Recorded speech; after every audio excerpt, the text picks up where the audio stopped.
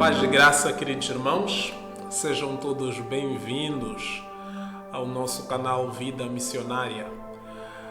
Antes mesmo de darmos continuidade do nosso programa da Palavra de hoje, eu quero convidar-lhe a registrar no nosso grupo, no nosso canal, Vida Missionária. Aí embaixo da sua tela tem todas as indicações, de modo que você possa registrar e receber mais vídeos e mais informação daquilo que está acontecendo aqui no nosso canal. Eu quero agora fazer uma oração, de modo que o Senhor possa nos ajudar. Estamos na campanha Deus Desconhecido, ao Deus Desconhecido. Campanha esta que começamos no domingo passado e nós vamos estar dando continuidade hoje, na esperança e na expectativa que Deus fale aos nossos corações. Então vamos neste momento orar ao Senhor, pedindo que o seu Espírito fale de uma forma poderosa, de uma forma sobrenatural. Oremos. Eterno Deus e maravilhoso Pai, bendito e louvado seja o teu nome.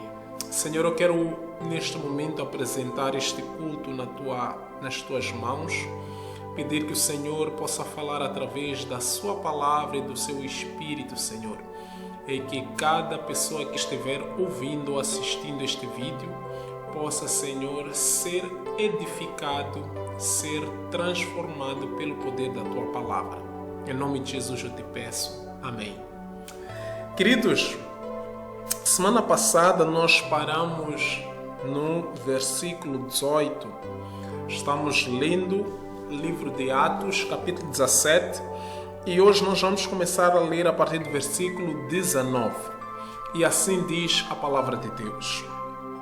E tomando-o, levaram ao Areópago, dizendo: poderemos nós saber que nova doutrina é essa de que falas? Pois coisas estranhas nos trazes aos ouvidos. Queremos, pois, saber que vem a ser isto. Pois todos os atenienses e estrangeiros residentes de nenhuma outra coisa se ocupavam, senão de dizer e ouvir alguma novidade. E estando Paulo no meio do Areópago, disse: varões atenienses, em tudo vos vejo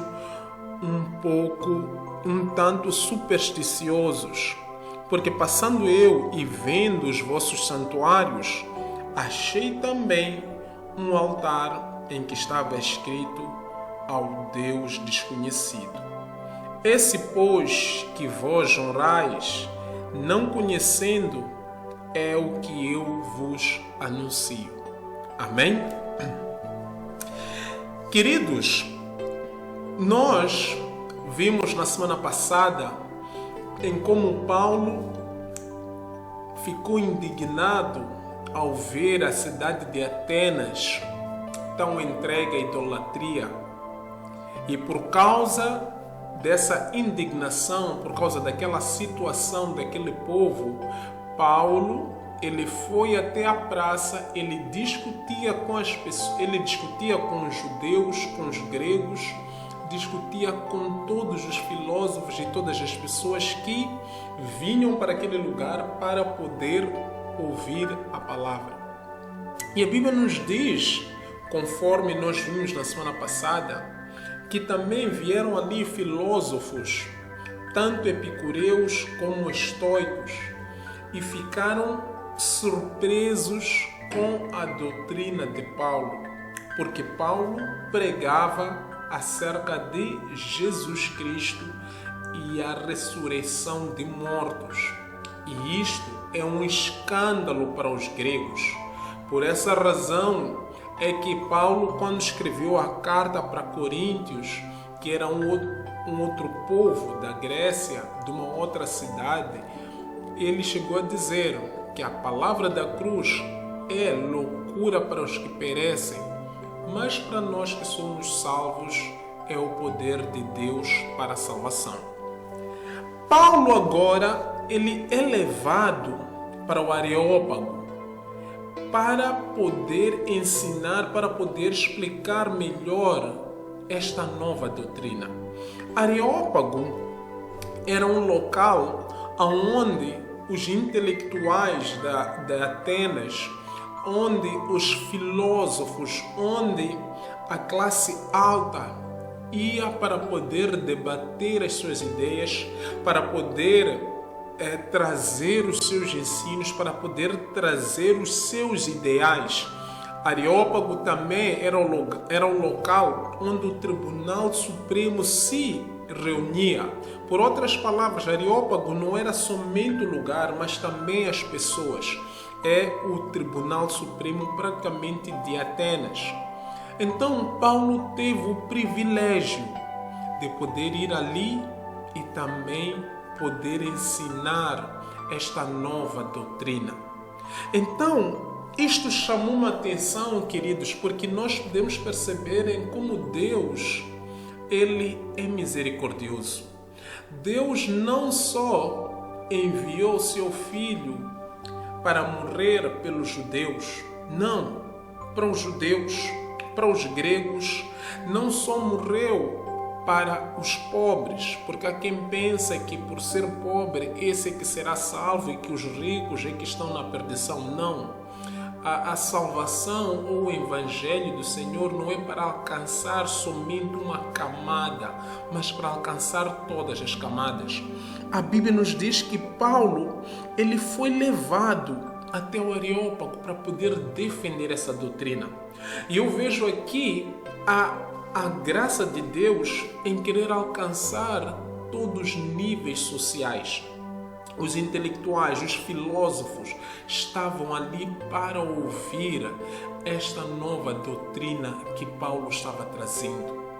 E o que eu acho interessante é que a Bíblia nos diz que os atenienses, assim como os estrangeiros que viviam em Atenas, eles não se preocupavam com nenhuma outra coisa a não ser ouvir a última novidade. Eles gostavam de novidade. Eles gostavam de ouvir alguma boa nova. E é interessante que também nos dias de hoje, na nossa sociedade atual, para não dizer nas nossas igrejas, também temos de pessoas assim, que estão preocupadas com a última novidade, que estão preocupadas em saber como é que está a vida das outras pessoas, a vida alheia. São mexeriqueiros, são fofoqueiros.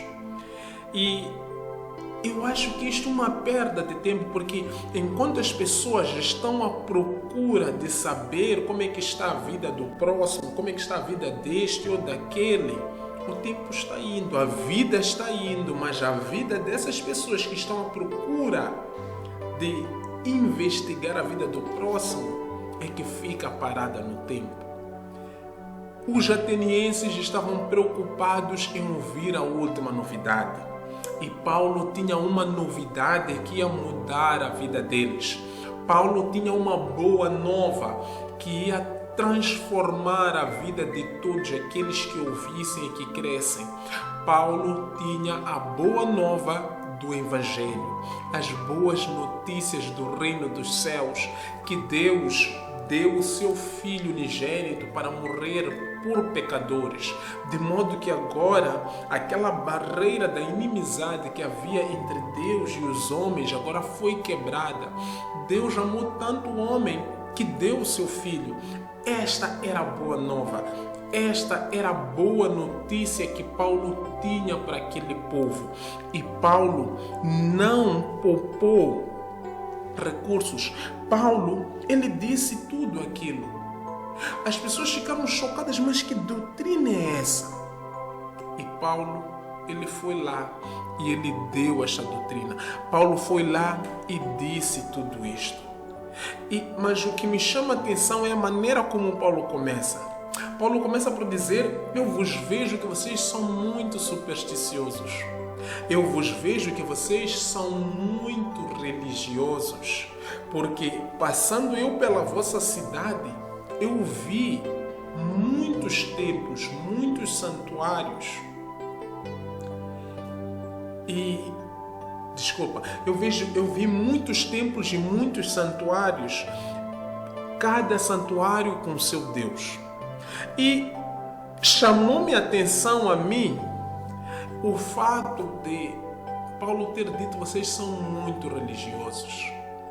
E às vezes, vocês são muito supersticiosos. E às vezes, o que eu consigo perceber e o que eu tenho visto é que nós também temos visto isto nos dias de hoje.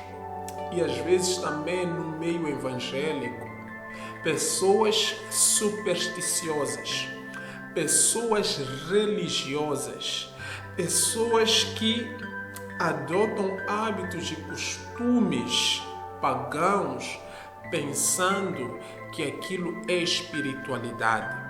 Pessoas que simplesmente vão para a igreja ou vão para os templos e seguem rituais, mas que não conhecem a Deus, que não andam com Deus, estão fazendo coisas que não é o que Deus quer. Superstição.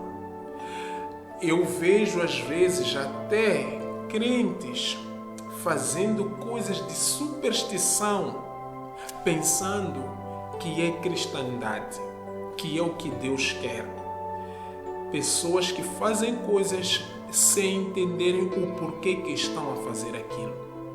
É o que estava a acontecer em Atenas. E Paulo disse: em tudo vejo que vocês são muito religiosos. Em tudo vejo que vocês são muito supersticiosos. Será que você é supersticioso? Será que as práticas que você tem feito na presença de Deus ou na sua casa, será que isso é o que Deus quer? Será que isso é o que o Senhor pediu? Aqui em África nós temos muito a questão do sincretismo. Sincretismo é a atitude de misturar doutrinas cristãs com doutrinas pagãs.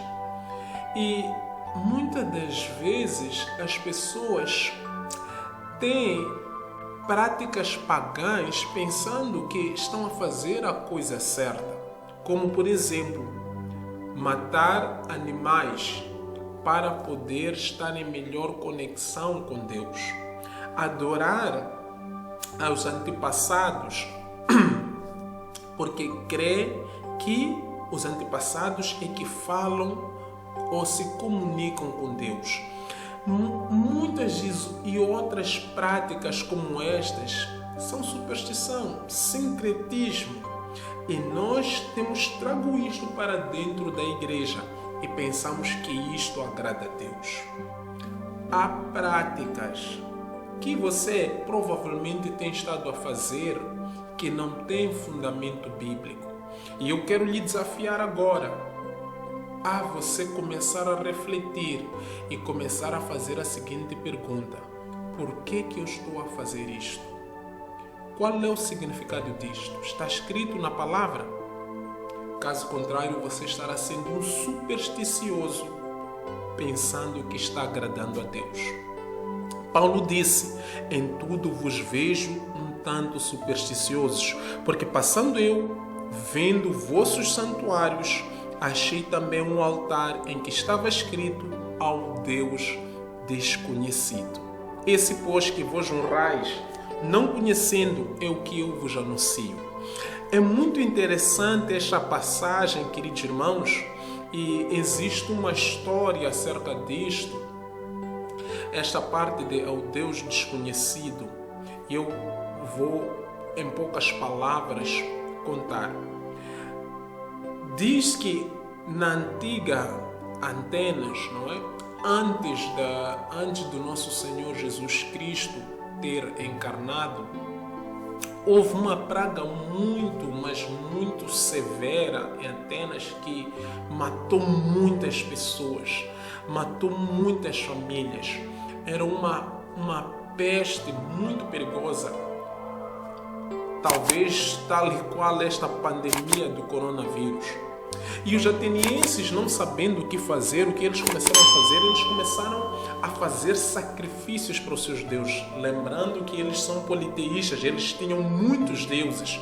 E começaram a fazer muitos sacrifícios para os seus deuses, sim, mas nenhum daqueles deuses respondeu. Eles faziam sacrifícios, mas não acontecia nada porque a praga continuava a matar. Até que eles chamaram um profeta de Creta e perguntaram para ele o que nós estamos a fazer de errado. E aquele profeta disse: olha, vocês não estão adorando o Deus verdadeiro. E eles disseram: mas qual é esse Deus verdadeiro? Ele disse: o Deus verdadeiro vai se revelar. Tragam ovelhas e vamos deixar aqui, isto a falar no Areópago, e vamos deixar aqui o Deus verdadeiro. As ovelhas vão descer até o local aonde está o Deus verdadeiro. E diz a história que os atenienses puseram muitas ovelhas ali no Areópago, onde Paulo pregou, não é? Anos mais tarde. E as ovelhas começaram a descer a colina, porque o Areópago ficava no cimo de uma montanha. Desceram a colina até um local onde não tinha nada, não tinha santuário, não tinha templo, não tinha nada. E as ovelhas pararam ali. E os atenienses perguntaram: olha, as ovelhas pararam aqui, o que quer dizer isto? Então aquele profeta disse: olha, é aqui que vocês devem sacrificar ao Deus. Aqui é onde o Deus verdadeiro quer ser adorado. E eles perguntaram: mas como é que é esse Deus? Vamos fazer uma imagem para ele? Ele disse: não faço imagem nenhuma.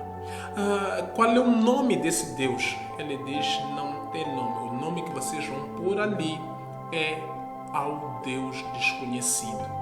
E ali mesmo foi sacrificado, ali houve o sacrifício daquelas ovelhas.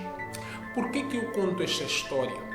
Porque isto vai nos ajudar a entender o porquê que este povo de Atenas escreveu ao Deus desconhecido, num lugar onde não tinha templo, não tinha santuário, mas estava simplesmente vazio. Porque eles tinham muitos deuses, eles punham muitos ídolos, mas no lugar do Deus verdadeiro não tinha nada. E a Bíblia nos diz que isso aconteceu muitos anos antes da vinda do nosso Senhor Jesus, antes do nascimento de Paulo. Mas anos mais tarde, Paulo vem e depara-se com esta situação. Mas o que me chama a atenção, o que eu quero que chame a sua atenção, é o que Paulo diz aqui: passando eu e vendo muitos santuários, vendo muitos templos, encontrei o sítio onde está o Deus desconhecido. Por outras palavras, Paulo, quando passou por Atenas, ele viu em Atenas muitos templos, muitos santuários. O que é isto, santuário? Que é templo? São lugares sagrados, lugares construídos por homens. Para quê? Para poder pôr uma divindade e adorá-la. Mas no lugar do Deus desconhecido foi encontrado um altar. Enquanto que os ídolos tinham templos e santuários, no lugar do Deus desconhecido tinha um altar. Porque há diferença entre altar e santuário. Há diferença entre altar e templo. Altar é lugar de morte. Altar é lugar de sacrifício. E Deus, ele escolheu para si um altar. Por quê? Porque é lá onde ele requer que nós sacrifiquemos as nossas vidas. É no altar onde os judeus sacrificavam animais, sacrificavam os cordeiros, as ovelhas, os bois, porque Deus recebia daquele sacrifício, mostrando assim, aquilo era uma alegoria daquilo que Deus ia fazer para salvar a humanidade. A minha e a sua salvação, querido ouvinte ou querido internauta, custou muito caro. custou o sangue de Jesus, custou o sacrifício do Filho de Deus. Sim, a cruz foi ali levada até o Calvário, ao alto monte, para ser derramada, para que a alma de Cristo fosse derramada em prol da minha e da sua vida. Sim, Deus, Ele sacrificou o próprio Filho em prol da minha alma, em prol da sua alma. E é por isso que nós temos valor. Não por causa do nosso intelecto, não por causa dos nossos diplomas, não por causa das casas ou das posses que eu ou você possamos ter conquistado nesta vida. Não é isso que nos dá valor. Infelizmente, o mundo secular dá valor às pessoas que têm tudo isso, mas Deus dá valor às nossas almas simplesmente por causa do preço que foi pago por elas. E foi sangue, foi sacrifício do Filho de Deus. Por que Jesus tinha que ser sacrificado ali? Porque era o único meio de eu e você podermos chegar a Deus. Porque quando o homem peca, provoca a ira de Deus. Então Deus, para abrandar a sua ira, Ele deve fazer justiça, Ele deve castigar, Ele deve matar o pecador. E Deus fez isso ao seu Filho Jesus. Deus derramou toda a ira dele sobre o seu Filho, de modo que eu e você possamos nos aproximar dele. Que amor sacrificial é esta que o Deus desconhecido fez pela humanidade. E os gregos, eles levantaram este altar a este Deus desconhecido. E Paulo disse: esse Deus desconhecido que vós adorais é o que eu vos prego. Eu acho interessante isto, porque aquele povo, ele levantou aquele altar a este Deus desconhecido, mas eles não o conheciam. E eu pergunto, queridos, é possível adorar algo que a gente não conhece? É impossível. Mas Paulo, na sua sabedoria, ele quis amenizar isto para os atenienses. Ele disse: este Deus que vós adorais sem conhecer é o que eu vos prego, é o que eu vos anuncio. É impossível adorar aquilo que nós não conhecemos. Nós adoramos a Deus exatamente porque nós o conhecemos. Nós temos fé em Deus simplesmente porque nós o conhecemos. A nossa fé não é cega. A nossa fé não é daquelas de ir para o escuro e dar um tiro ao ar. A nossa fé não é saltarmos do penhasco porque Deus vai nos segurar. Não. A nossa fé é exatamente porque nós conhecemos o Deus que nós servimos. Então nós o adoramos. É porque nós sabemos quem Ele é e o que Ele é e o que Ele fez que nós o servimos. É tremendo. Não tem como você adorar a Deus sem o conhecer. E Paulo disse: este que vós honrais, não o conhecendo, é o que eu vos anuncio. Quantas pessoas que dizem que conhecem a Deus, que dizem que servem a Deus, mas demonstram pela sua vida, pela sua conduta, que não o conhecem. Jesus Cristo chegou a dizer aos discípulos, falando com o Pai, que a vida eterna é que conheçam a Deus, o único Deus verdadeiro, e a Jesus Cristo, a quem Ele enviou. Você conhece a Deus? Você conhece ao Filho de Deus? Não estou falando de dizermos com a nossa boca, mas a sua sua vida, o seu testemunho, a maneira que você pensa, a maneira como você se porta, mostra que você conhece a Deus? Que não nos enganemos, que nós o possamos conhecer e servir em espírito e em verdade. Paulo chegou a dizer, se não estou em erro, foi Paulo, que muitos dizem que conhecem a Deus, dizem com a sua boca, mas as suas obras simplesmente mostram, testificam que não conhecem a Deus.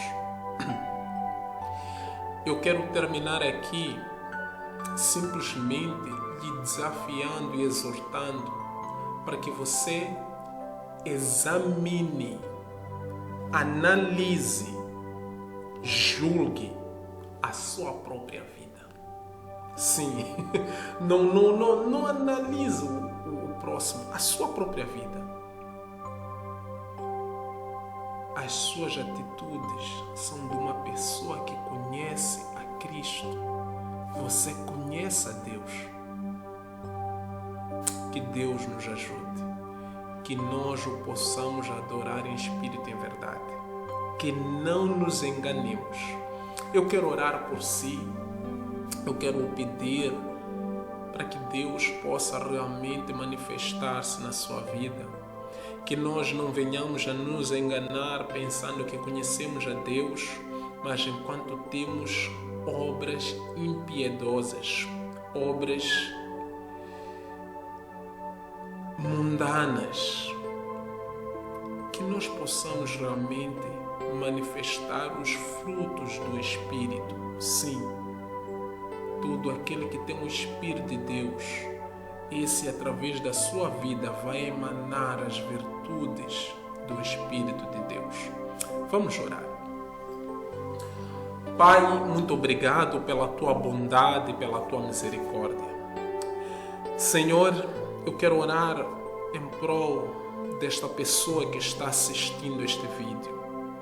Que o Senhor possa, meu Deus, abençoar, que o Senhor possa revelar, que o Senhor possa iluminar, Senhor, que possamos te conhecer, que possamos, Senhor, conhecer ao único Deus verdadeiro e a Jesus Cristo a quem o Senhor enviou.